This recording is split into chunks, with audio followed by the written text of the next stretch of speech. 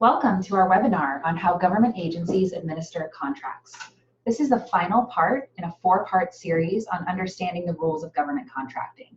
A recording of parts 1 through 3 are available on our website at the bottom of the screen, norcalptac.org/webinars. My name is Christina Kunkel. I'm the Program Director for the Northern California Procurement Technical Assistance Center. I'm going to briefly speak about the services of the PTAC and the Small Business Development Center programs before our procurement specialist, Lenny Bean, begins his presentation. So the Norcal PTAC is a nonprofit program of the Norcal SBDC. The PTAC and the SBDC are both funded primarily by the federal government with supplemental state and local funds, and both hosted by Humboldt State University Sponsored Programs Foundation up in Arcata, California. And today's webinar was produced in part with funding from the Norcal SBDC.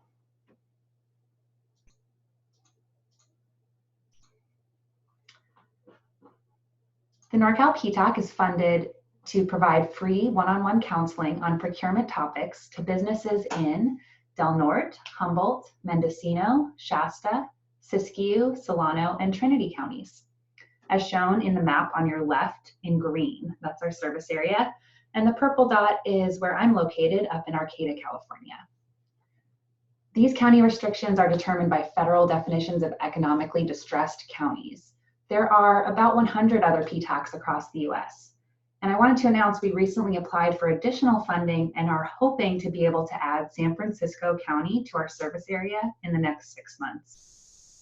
The Norcal SBDC is shown here on the map on your right in red, but each color on the map on the right represents a different SBDC region.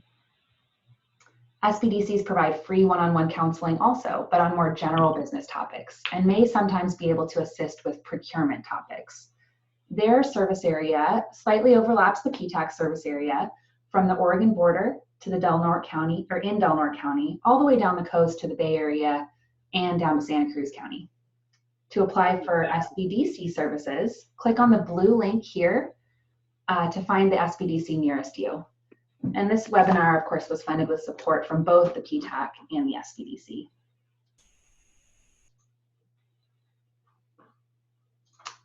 Oh, also, if you're unsure which service center is appropriate for your needs and location, don't hesitate to contact me. I'll go back one slide. My phone number is here on the bottom and my email address with any email, with any eligibility questions. You'll also receive an email following this webinar with a request to submit a brief evaluation, and you can just reply to that email with any questions about your eligibility. And I believe I noticed when reviewing the registration that some of you attending today are either out of state or otherwise located outside of the NorCal region. There are PTACs and SBDCs all over the United States, and I can help direct you to the nearest one for you. The Norcal PTAC provides 3 core services, all of which are free to clients within the PTAC service area. The first is one-on-one counseling. We have a team of experienced procurement specialists who can help you with SAM registration, DUNS numbers, certifications for minorities or veterans or others, crafting capability statements, GSA schedules, any other government contracting topics to help you succeed in selling your service or product to government agencies. We can help you understand where your business fits in the government marketplace and how to market yourself. Your local SBDC can also provide free one-on-one counseling, but on more general business topics, like how to start a business, how to write a business plan, how to get a loan, and more. Second, we provide free webinars just like this one, and in-person workshops on government contracting topics. These webinars and workshops are always— Thank you for calling Central New Mexico regardless of location. At the end of this webinar, there will be a list of our upcoming workshops and webinars. And third, we can set up those within our service area with a free bid matching service with daily access to federal, state, and local opportunities. We also post local opportunities on our Facebook page, so make sure you like our page.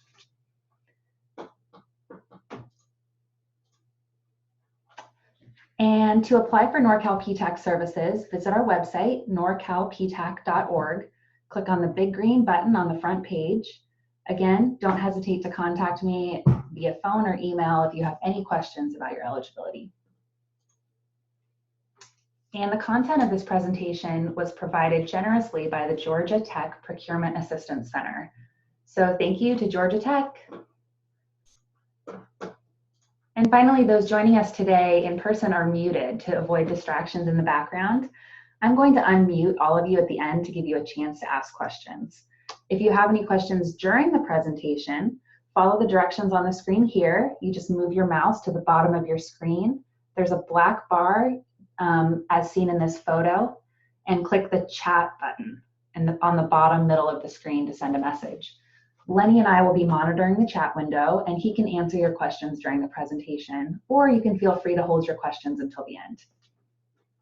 So without further ado, I'm pleased to welcome Norcal PTAC Procurement Specialist, Lenny Bean.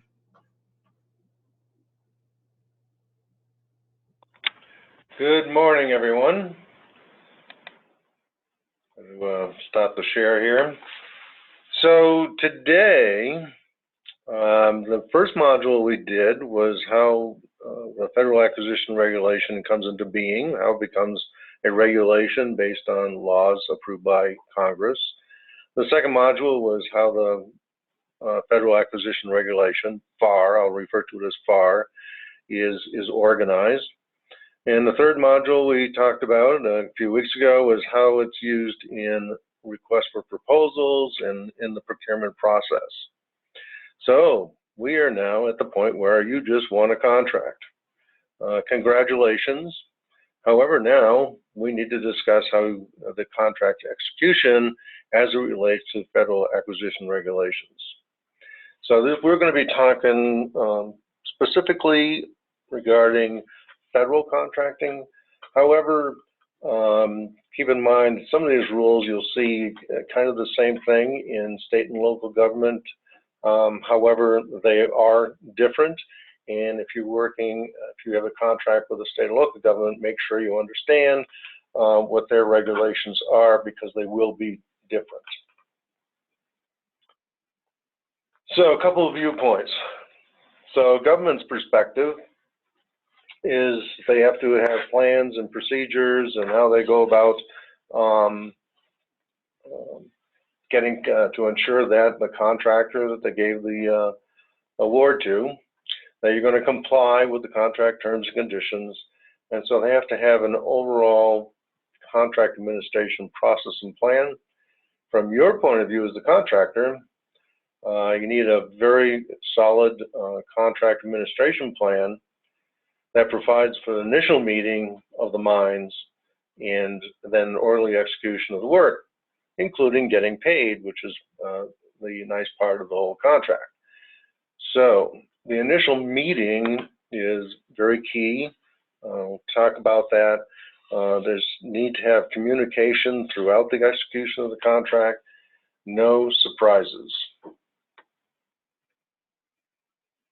So the plan from a government point of view requires that they have a description of how the contract will be administered. There's a responsibility that's designated or delegated in some cases for the administration of the contract. And for Department of Defense contracts, the Defense Contract Management Agency, also known as DCMA, is often delegated responsibility for overseeing the contract. Typically, if it goes to the DCMA, it's done at a local level. You'll have local DCMA people who would oversee the contract performance. Keep in mind, however, that no changes can be made to the contract without the approval of the contracting officer themselves. However, the contract administration role can be delegated in partial or in total. Important to know at the initial meeting is who these people are, how you're going to communicate with them, and any additional schedule updates. You may want to make a plan to have some time frames on when you want to have updates to your program. So the working relationship, really, really key here. and as I talked about, you want a time frame. So at this kickoff meeting, and sometimes it's called the kickoff meeting, but it might be an initial meeting of the minds. If they don't come forward, make sure you ask for it.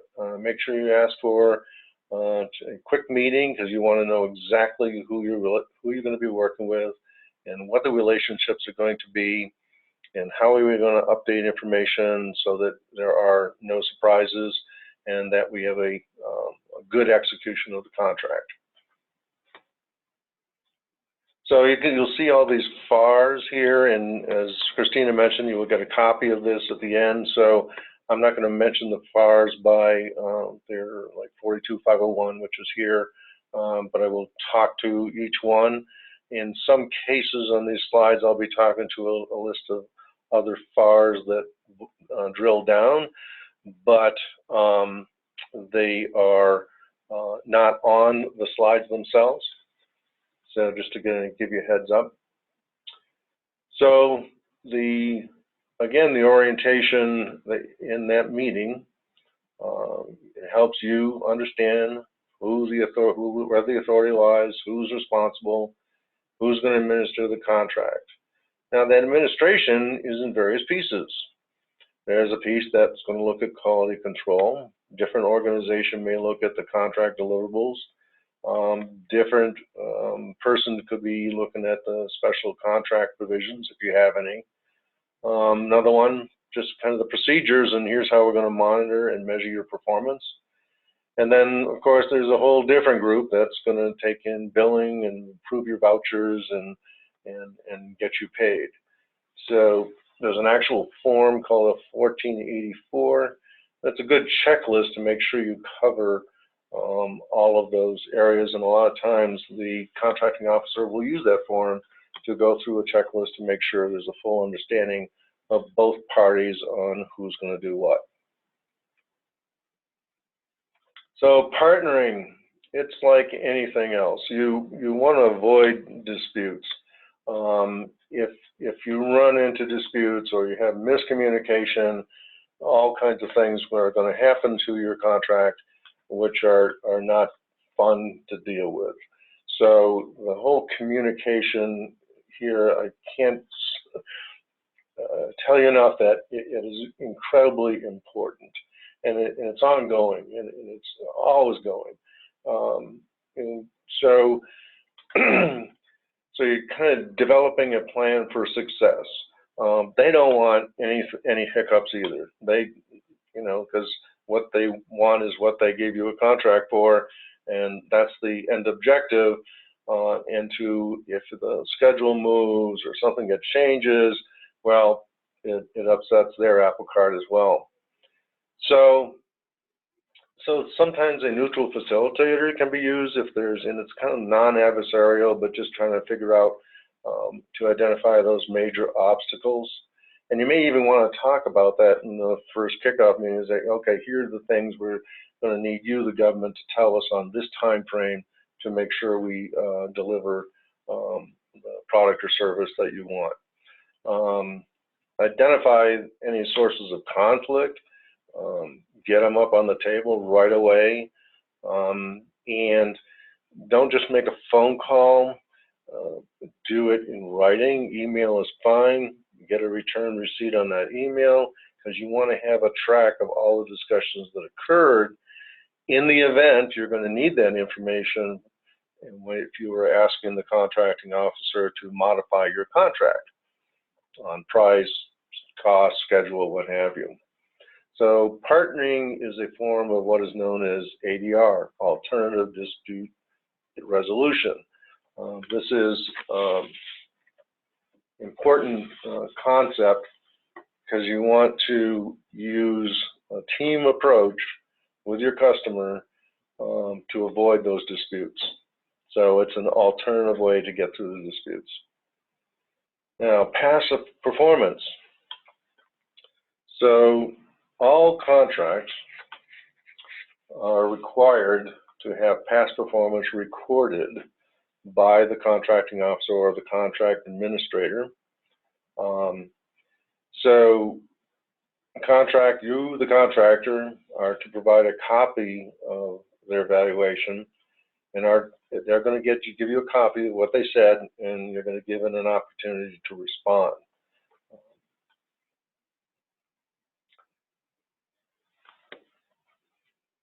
So first step, read the contract.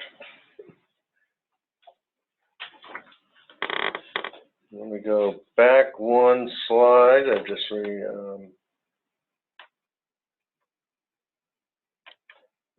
so on this contract performance, if you have registered to do business with the government through SAM, and if you recall, you selected a PIN number called an MPIN, a marketing PIN number. So that PIN number can be used to access a system called Past Performance Information Retrieval System. We refer to it as PEPRS.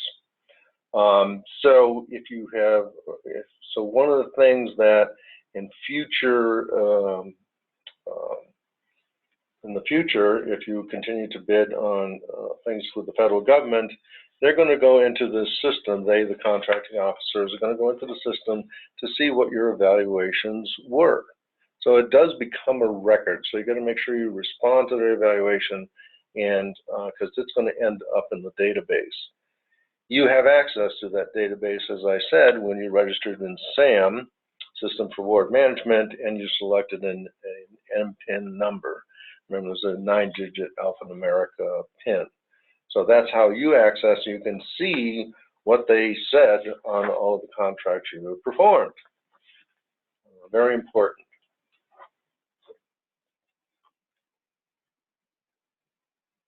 So first step, as I said, read the contract.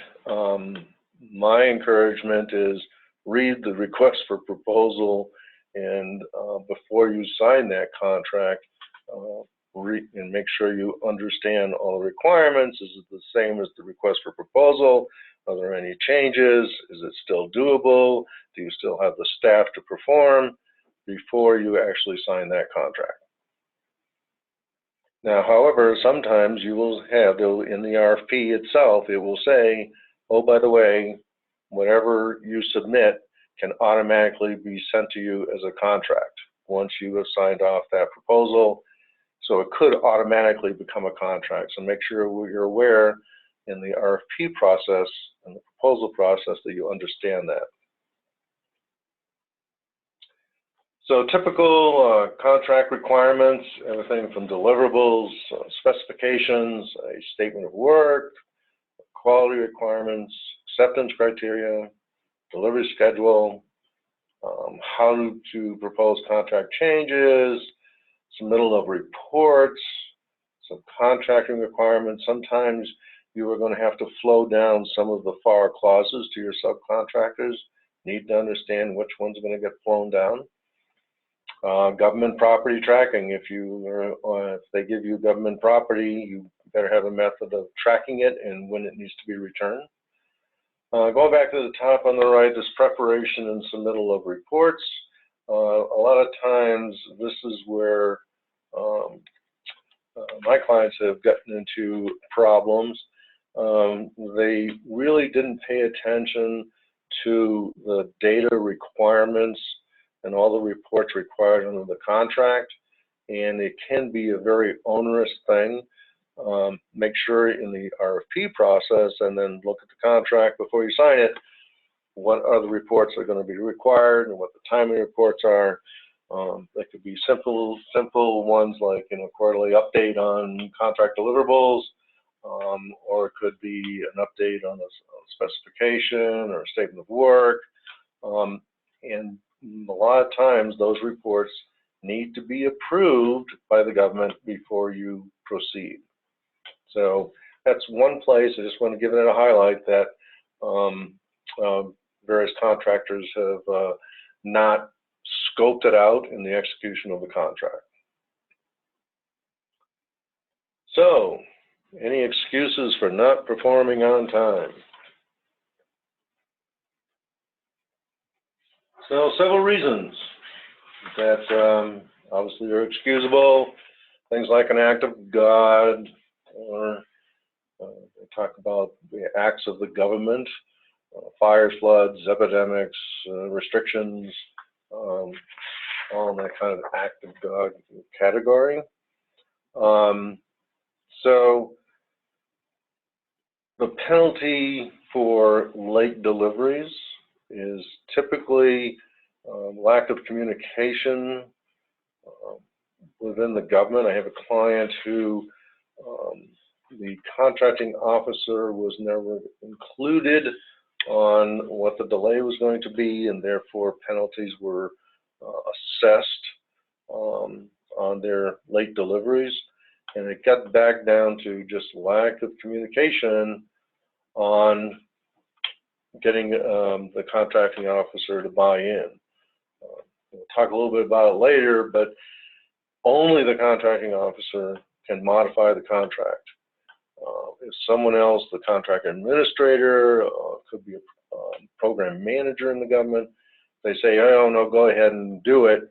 No, don't do it unless you get something in writing from the contracting officer. So these are the FAR parts where they talk about given the time extension, if it's an excusable delay. So excusable delays, and you've notified the contracting officer in accordance with these clauses, and then the contracting officer is going to look at the facts that you supply, the extent of the delay, and then see if there is any action to be done under the contract for completing the work, and should the time be extended. So it's typically, this is time extension we're talking about. So if there was failure to perform on any of those causes, then that delivery schedule shall be revised, subject to the rights of the government under the termination clause. So even though it's an excusable delay, contracting officer has to make an assessment of whether it's in the best interest of the government to allow the time extension or terminate the contract. So they are required to do that analysis before they give you a scheduled delay. So lots of information would exchange hands, and this shouldn't be a surprise. It should have been known that there was going to be a problem downstream, and need to make sure they understand that there's an issue, get them involved up front, keep that team concept going.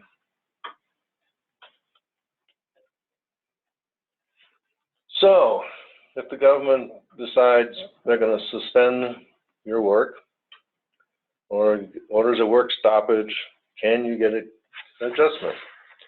The answer is yes. There are FAR clauses here on the screen that talk to that. So if the performance of any part of the work is an unreasonable period of time or suspended, delayed, interrupted, an adjustment shall be made, for any increase in the cost of performance of this contract, excluding profit, okay, caused by the unreasonable suspension, delay, etc. So so the suspension of work, and they restart it, and it's pretty much in the government's bucket as far as ownership of that delay. Then they have to look at who the fault, negligence of the contractor, and if there's an equitable adjustment that should be provided.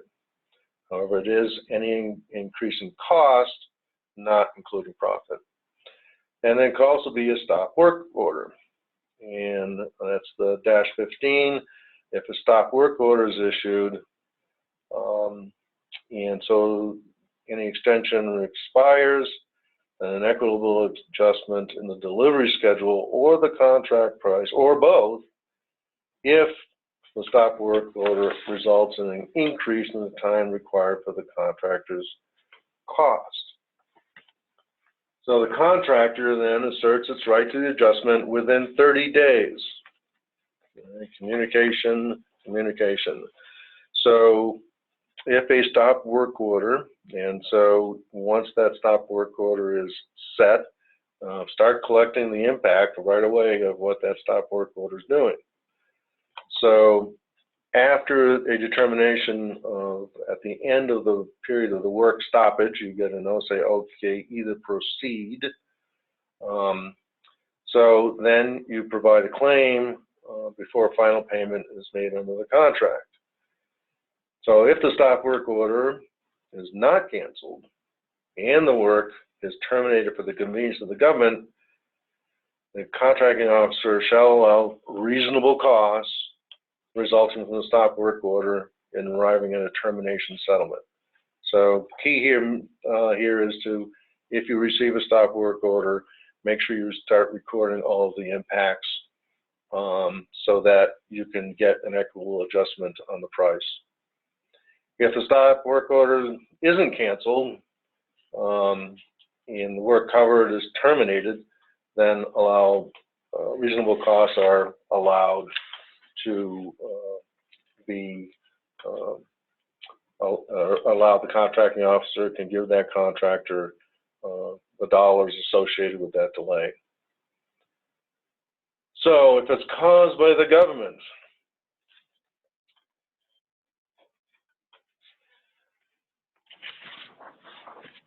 so once again, contract adjustments are allowable if caused by the government.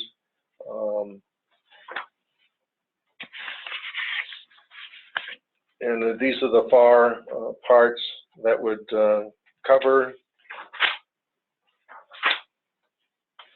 those areas, and they are allowable, particularly because the government caused that delay.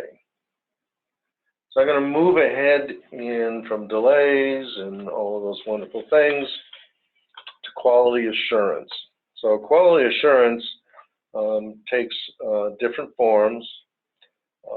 Understand what the criteria is up front, understand what's in that RFP, and then make sure that whoever's going to execute the contract in your house and in your business, that the execution team understands what the requirements are.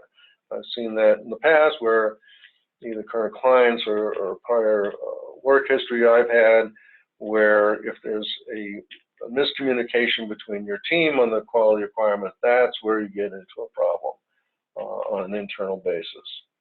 So as an example, they say, oh, it's AS9100 and you submitted the bid and you're not AS9100 certified. That's going to be a big problem in accepting that contract or in performing that contract. And since you've accepted that contract, they're going to hold you accountable to get you an AS9100 system up and running. So contracts on the -102 there, they'll include inspection and other quality requirements. The government contract quality assurance is considered before acceptance. So before they accept the product or service, they could go in and do an audit, if you will, and make sure that it will be done by government personnel. And no contract precludes the government from performing inspection. Could be a commercial contract, could be different varieties of contracts, but even if you have a different quality clause, doesn't matter. No contract type precludes the government from performing inspection if they so desire. Any non-conforming supplies and services will be rejected, and then it's up to you to replace them. Contracts for commercial items typically will rely on a contractor's existing QA system as a substitute for compliance. However, doesn't preclude them from coming in and wanting to inspect that final product.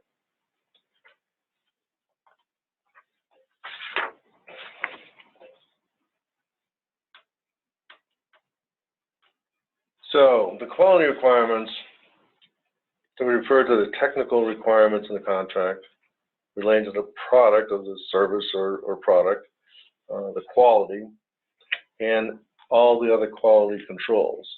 So one of the things you have to have is a quality controls that you can live up to. So you have quality procedures and already established controls the product or service being provided. So there's 4 general types of quality requirements. The first one, various types, 4 general categories. There's contracts for commercial items. They will rely on the contractor's existing quality assurance system, assuming you have one. You need to have a quality assurance system for your service or product. Next area would be government reliance on inspection by the contractor. In some cases, they will rely on you, the contractor, to do the inspection and testing, and that you would provide back to them that your product has passed. So the government will determine from time to time that they may need to go in for a review, but in this particular case, they'll allow you to do the inspection. So in 202-3, they talk about standard inspection. They're contained in a variety of clauses from 46302 to 46308. They require you, the contractor, you have to provide and maintain an inspection system that's acceptable to government. You have to give the government the right to make the inspection and tests. You have to require that you keep complete and make available to government records of its inspection work. So you have to have a good system of collecting all the data on any of the inspections you've done. From a higher level contract quality requirements, this is where you get into things like they'll look at all of your, typically for complex or very critical items, they'll look at factors like work operations, in-process controls, how do you do your inspection, how you organize, how do you plan, what work instructions do you have, documentation control. And some examples of these higher level systems is like the AS9100, the ISO 9001, the ANSI standards, and if you're in the nuclear arena, it would be the NQA1. So if you are a company that has those higher level quality systems already established, not an issue. If you are going after a new contract where that's a requirement, make sure you understand what the cost will be and the time required to get you to those standards. And the higher level contract quality requirements, they're used in addition to the standard inspection. Occasionally they will add some additional details, but that is usually rare. If they accept it as AS 9100 or ISO 9001, if they've already accepted that, they typically don't put additional ones in. But again, it depends on what they're buying. So the responsibilities of the contracting office. So there's a contracting office. That's the contracting officer who gets to make the decisions. The contract administration office, it could be your contract COR. That could be DCMA, Defense Contract Management organization. And then there's the contractor. They could rely on just you, the contractor. So the contracting office, their responsibility is to receive from the activity responsible for technical requirements all the specifications for inspection, testing, and other quality requirements. It's included in solicitation contracts, the appropriate requirements to make sure the appropriate requirements are there. They issue any necessary instructions to the cognizant administrative office, so the contracting officer will tell the COR what is going to be required. Want to make sure that non-conformances are identified. And that's from a contracting office. And then the contracting office responsibilities, you have to coordinate with quality assurance activity before changing any quality requirements. So they just can't willy-nilly change the quality requirements without talking to the quality assurance activity in the government that they want to make a change. So standard inspection requirements. Let's see, we went through that. Now the contract administration office responsibilities, a little bit different because they're going to develop and apply the efficient procedures for performing government contract quality assurance actions. They're going to perform all the actions necessary to verify whether the supplies met the contract quality requirements. They're going to maintain, as part of the performance record of the contract, suitable records, the nature of the government quality assurance actions, any decisions regarding the acceptability of the products. So they are responsible to ensure that all of that gets done. The contractor now comes in, and obviously you are responsible for controlling the quality of supplies and services. You give to the government for acceptance those supplies and services that conform. If they don't conform, you're not supposed to give it to them. You need to fix those things. You're to ensure that the vendors or suppliers have an acceptable quality control system. So you're responsible for your subcontractors as well, from a quality perspective. You have to maintain substantiating evidence when required by the contract.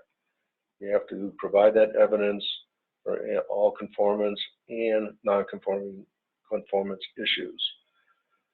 You may be required to provide and maintain an inspection system that is acceptable to the government. The control of quality by you may relate to, but not limited to, your manufacturing processes, your drawings, your specifications, testing, examination, reliability, fabrication, on and on. So the one point I would make here for the contractor too is that the contract, you're responsible for performing all inspections and tests required by the contract, except those specifically reserved for performance by the government. And that should be very well spelled out of what inspections and tests you are required to do and which ones the government has oversight to and needs to perform.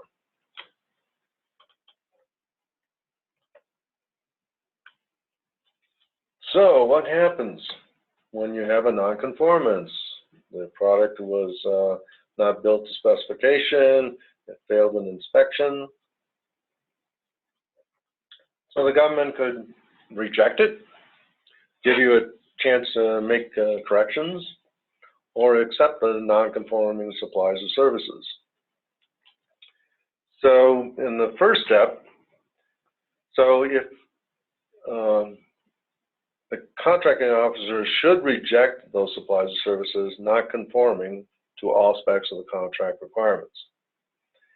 In those instances where deviation from this policy is found to be in the government's interest, they may be accepted only as authorized in this section of 46, 407, A, B, and C. So there's very specific places where the contracting officer needs to go to determine whether or not they can accept the non-conforming supplies or services.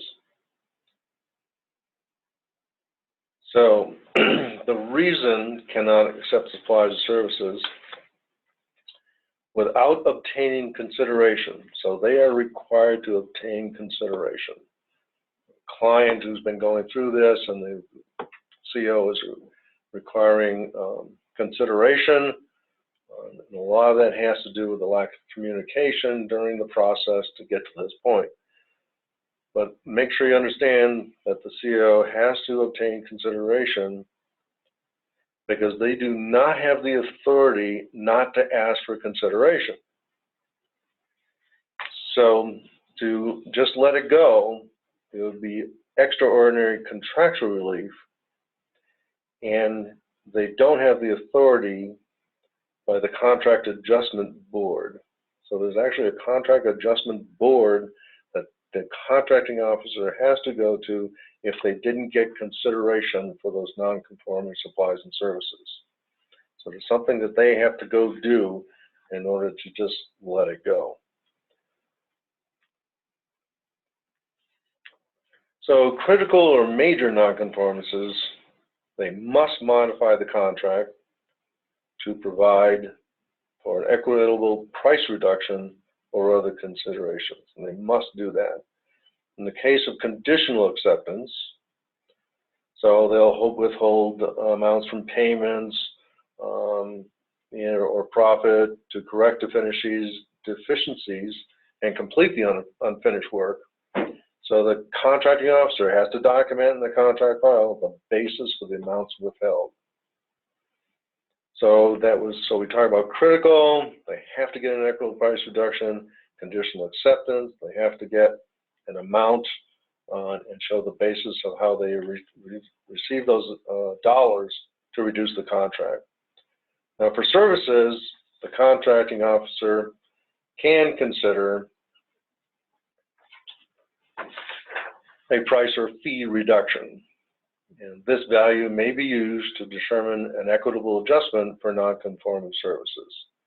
So they go through that process for services also. So services would impact a lot of times, perhaps you have a consulting business, and because something came up, you couldn't provide the appropriate consulting service, they're going to go through a process of coming up with a value of an equitable adjustment because you didn't provide the services you said you were going to do. Perhaps you used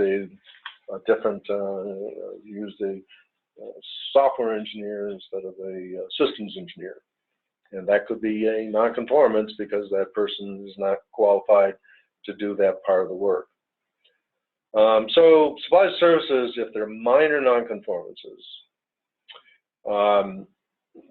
they can be accepted unless it appears that the savings to you, the contractor, in correcting the non-conforming supplies or performing the non-conforming services will exceed the cost to the government of processing the modification.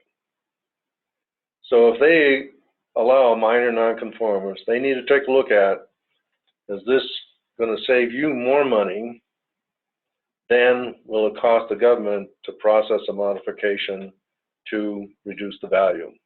So they have to go through that analysis even on minor non-conformances.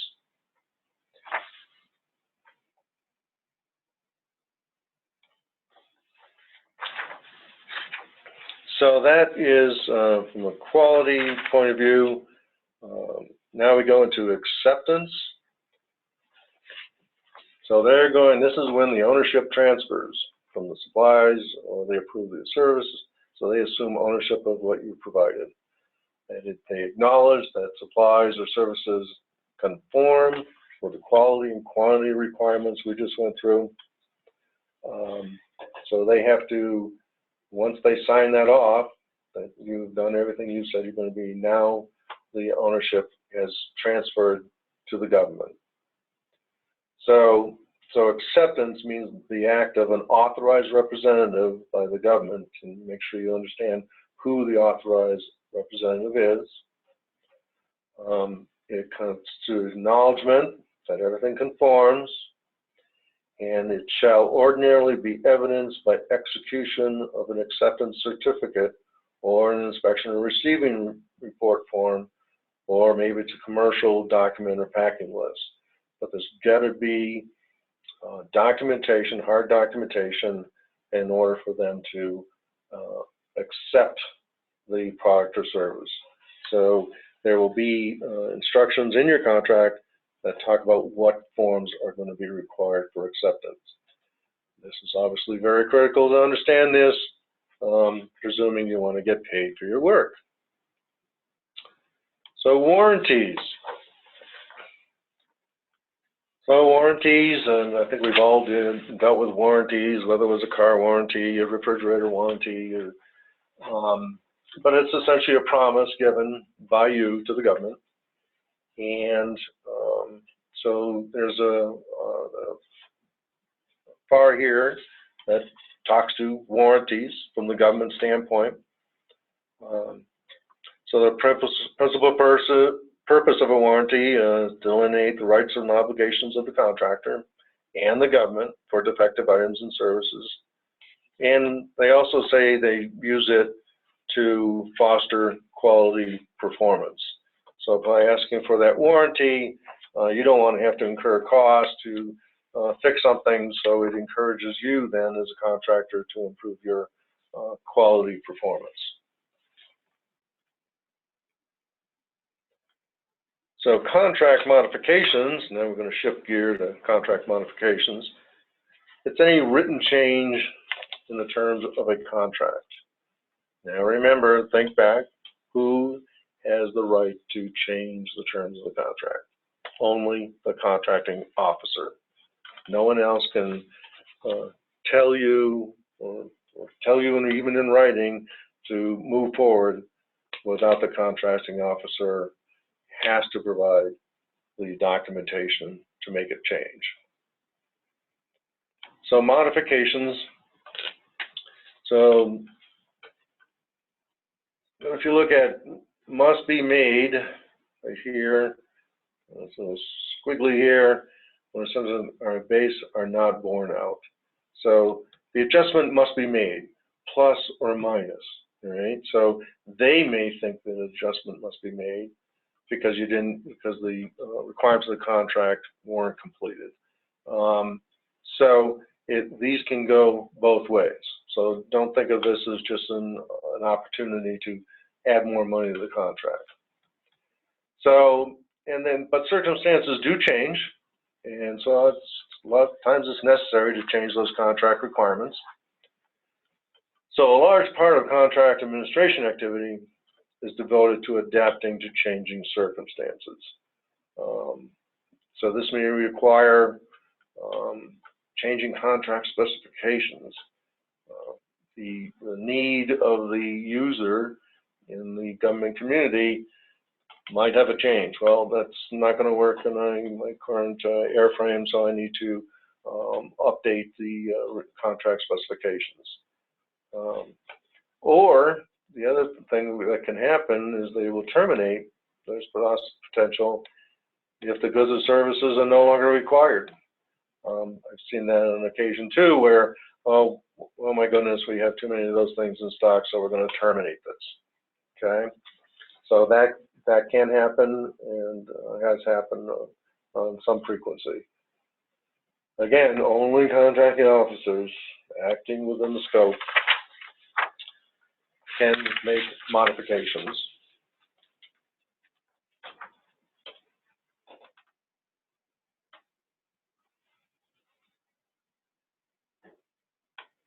Let me go over that one more time. Can't focus on this enough, but other government personnel, other than the contracting officer, shall not execute contract modification, act in such a manner as to cause the contractor to believe that they have the authority. So if you find somebody that's acting as, oh, go ahead, I'll send you an email, timeout. If they're acting in that type of manner, you got to call your contracting officer and say, this is what's going on. They shall not direct or encourage you to perform work that should be a contract modification. They shouldn't include changes to the contract that need to be priced before the execution. And again, it will adversely affect the interests of the government. So if they are in a contract modification, if it's a significant cost increase and does not permit time for negotiating a price, at least a ceiling price needs to be negotiated with the contracting officer, unless that's just impractical to do it. But again, only contracting officers, nobody else, can modify your contract. Keep them informed on progress throughout the contract. If somebody is acting out of character, let them know. So there's two types of contract modifications. There's bilateral and unilateral. Bilateral is just a supplemental agreement. So then it's just making negotiate equitable adjustments. It might be a letter contract that needs to be definitized. There might be other agreements that modify the terms of the contract. And so that's bilateral. It's you have to have agreement from both parties, yourself and the government. The unilateral, typically things like administrative changes. Perhaps there's a change in the government personnel that has to be put in. To be change orders. Maybe there's a multi-year contract and they'll issue a change order. So they'll make some changes authorized by clauses other than the changes clause, things like property options, things like that. Or they can unilaterally issue termination notices. So those are the two types of contract modifications. Bilateral is the two parties agree and the modification is made. And unilateral is a one-way street, comes right from the contracting officer to you. So change orders. The written order, directing the contractor to make a change, that the changes clause authorizes the contracting officer to order without the contractor's consent. So these unilateral government change orders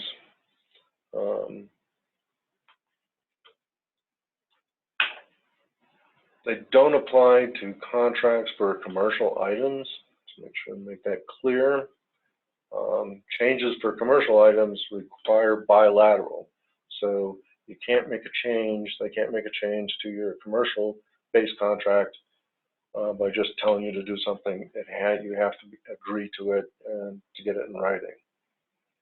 So, but typically there's a changes clause in your contract that makes so the contracting officer to make those unilateral changes that I talked about.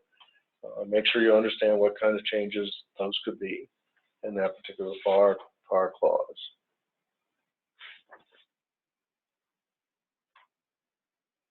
So unilateral, what are your rights?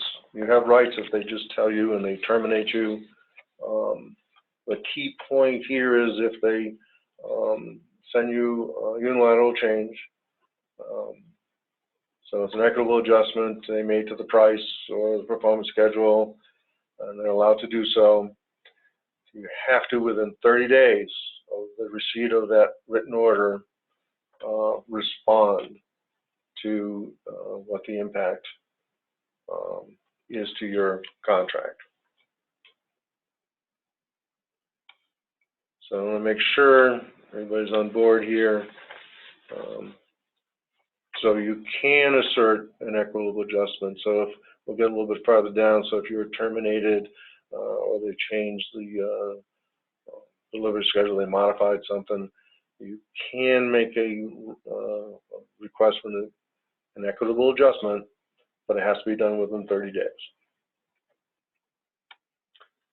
So now we move into types of payment. Would be nice to get paid. So simple disbursement of monies.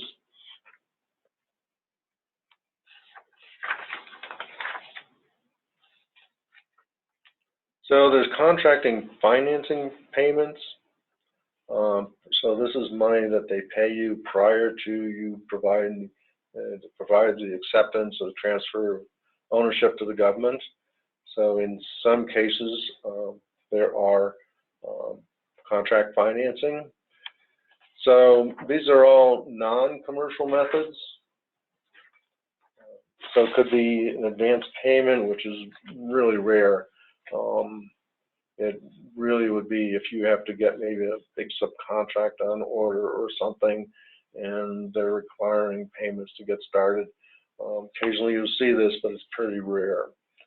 Progress payments based on costs. If you have a long-term contract and you have a lot of work in process from buying materials and building up the product, then they allow then progress payments, and you would get 80% of your allowable costs. This would require an approved government accounting system to be able to get those progress payments. Loan guarantees are very rare. Not even going to talk to them. You could get payments for partial deliveries. So if you have, I don't know, 10 units on order, rather than wait until the 10th unit, you could get payments. You deliver the 3rd unit, so they pay you for the first 3 units, partial deliveries. That could be also looked at as milestones. So progress payments based on percentage of completion. So in B, it was based on your incurred costs. Sometimes progress payments are based on percentage of completion. So that would require a fairly robust schedule you would both agree to, and at what point are you 60% complete, and therefore they owe you 60% of the money. You need a robust schedule in order to be able to use that method. Performance-based payments. This one I encourage, and particularly a lot of small businesses. We can always ask for milestone payments. The government doesn't want you to fail, particularly if you're a small business, you're new to the game. And if you can give them legitimate milestones and show them how your cost is going to follow those milestones, you can get some performance-based payments. Done that for large businesses as well, if you can show them that based on these milestones. And that also is good if you don't have an approved government accounting system to base it on costs or percentage of completion, but just when you've met your milestones. So these are typically looking at exceptions to what they would do. Typical is what they want is payment for work performed. You can do the final delivery, they take ownership, and you get paid. So for commercial items, there could be an advance payment, there's interim payments, and then there's delivery payments.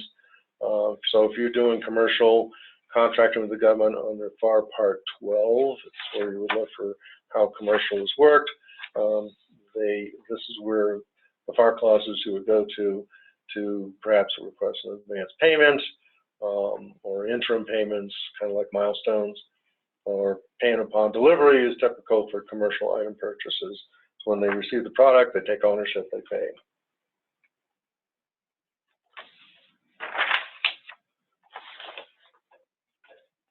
So, small subcontractors. So, for small businesses, they formalized a policy to accelerate payments to small businesses serving as subcontractors. So, even though they've accelerated, so you're serving as a subcontractor, you're a subcontractor or prime, however, those payments would still flow through the prime contractors. So you can get accelerated payments, but you would then flow that through your prime contractor to get the payment from the prime contractor, and then the prime contractor sends it up to their government customer. It's possible to get it accelerated. Proper invoicing. This is where a lot of companies just didn't pay enough attention. There's going to be someone who's going to receive that invoice, and they're going to look at, is it a proper invoice? So the process starts, and you submit a proper invoice as specified in this 32905. And I would emphasize reading these FAR parts. Understand how you should need to provide that invoice. If there's one thing wrong, it could be misspelling or a contract line item is out of order, it's going to get rejected. Pay particularly attention to these clauses to ensure that you fill it out right every single time. You may want to even set up kind of an internal process that says, on this contract, this is exactly how we need to have the invoices prepared in order to get paid. Making payments. You typically will not make payments earlier than 7 days prior to the due date specified in the contract, unless the head of the agency to make earlier payment on a case-by-case basis or accelerated payment methods are necessary. Again, if you feel you need to ask, but you know, the worst case scenario is they say no, you can't have accelerated payments. But always ask if you think you need it, and don't make the invoice payments.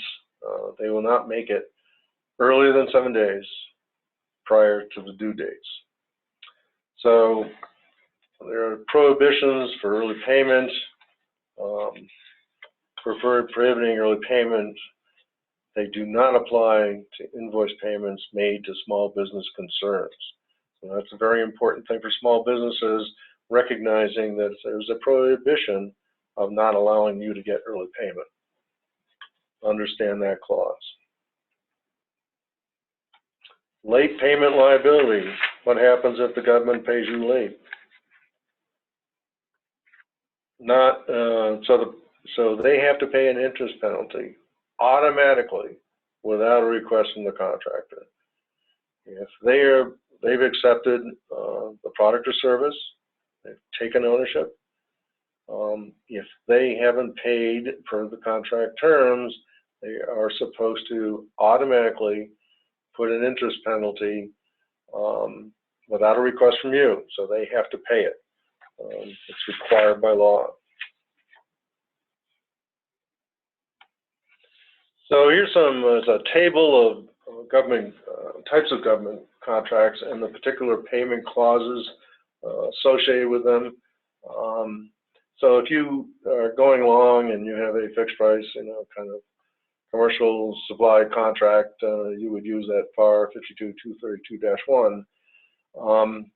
But all of a sudden you are working with a fixed price construction contract. Well, make sure you understand that the payment clause is different depending on what type of contract you have.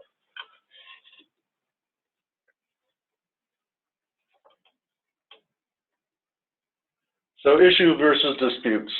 I'm running a little over time here, giving another 10 minutes or so to go through the disputes. You should never have a dispute. You should never have an issue because you should have been in communication with your customer, team-based approach on an ongoing basis.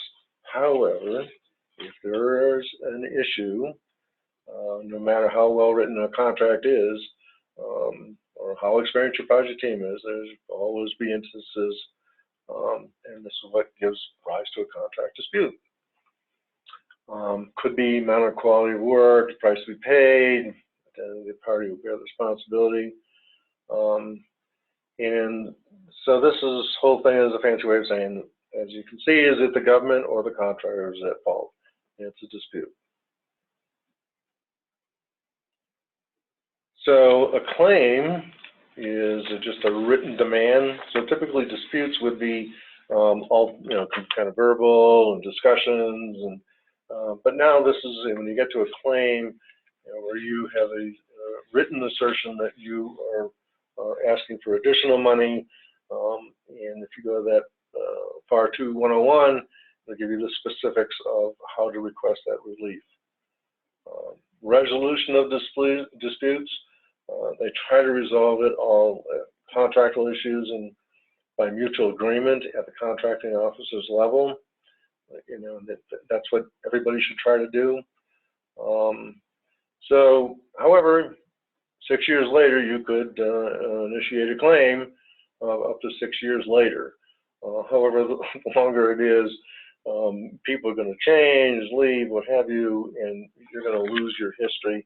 So if you really think you have a claim, get it going soon. So contracting officers have the responsibility and authority to dissolve, that claim. However, if they turn it down, you can appeal to the Board of Contract Appeals or the Court of Federal Claims. Typically, these are not held up. There's a very low percentage that get held up in these courts. Timelines to the Agency Board of Contract Appeals within 90 days from when the CO told you no go, or up to 12 months if it's a federal court of claims. So one of the things to make sure you understand is that even though there's a dispute going on, you are still obligated to perform under the contract. You cannot stop. You have to continue. The government reserves that right to either terminate a clause in your contract, fail to comply or fail to provide adequate assurance of future performance. Make sure you understand under what conditions you could be terminated. They have the right to terminate contract for convenience, and on a fixed price. Government's liability is the total contract fixed price plus reasonable settlement expenses. Cost reimbursement is all costs reimbursed under the contract. Cure notices, show cause termination notices. This is very rarely seen, but sometimes there is a cure notice. You have so many days to cure what's happening under the contract before termination.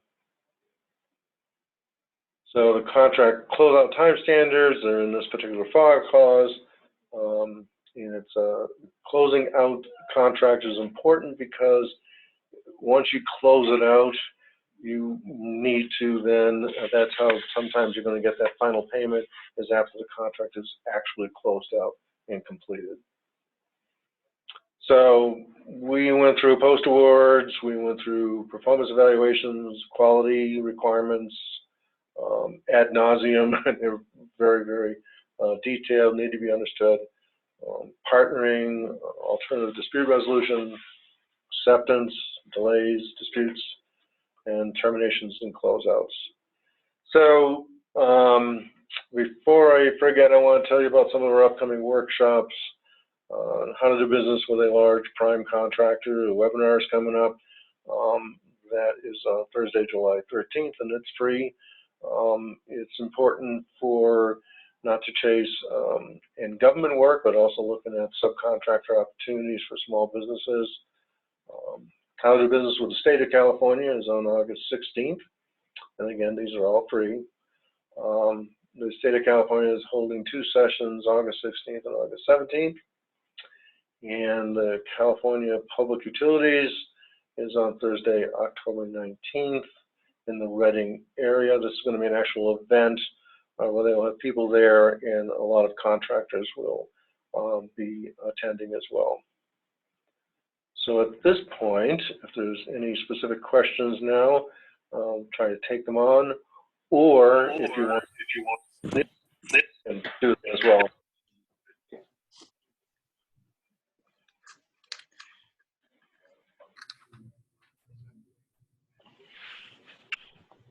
And we would appreciate if you complete the evaluation form.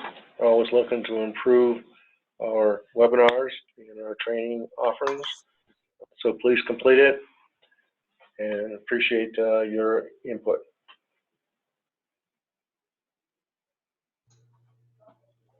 So everyone should be unmuted now. Feel free to pitch in if you have any questions. You can also use the chat if you're more comfortable.